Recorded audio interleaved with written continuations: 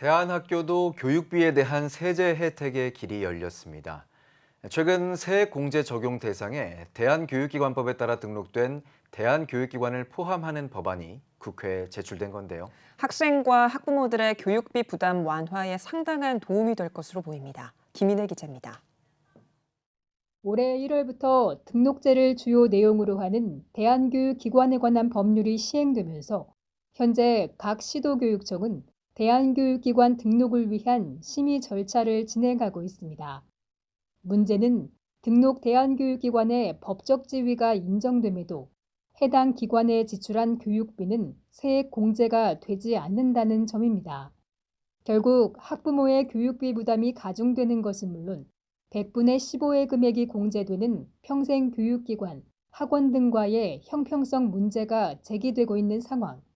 이런 가운데 대한교육기관도 교육비에 대한 세금을 공제받을 수 있는 길이 열렸습니다. 더불어민주당 박찬대 의원은 최근 소득세법 지방세 특례 제한법 일부 개정 법률안을 대표 발의했습니다.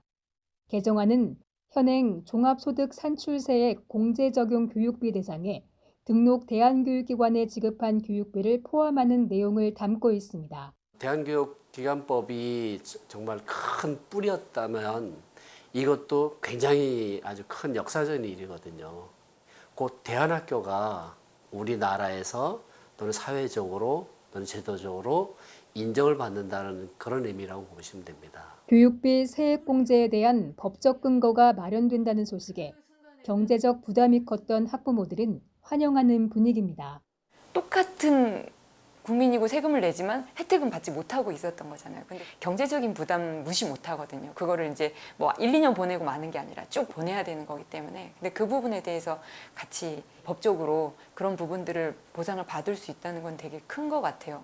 대한교육 관계자들은 일부이긴 하지만 정부의 재정 지원을 받는 길까지 열릴 수 있다며 학부모들의 적극적인 협력을 당부했습니다. 대학교들의 힘보다는 이와 관련된 학부모들의 힘이 더 필요하죠.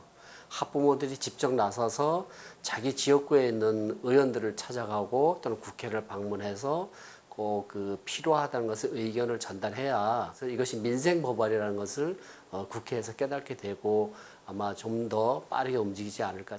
대한교육기관법이 여야 합의로 통과됐듯이 세액 공제 관련 법안 추진도 합의를 이룰 수 있을지 관심이 모아지고 있습니다.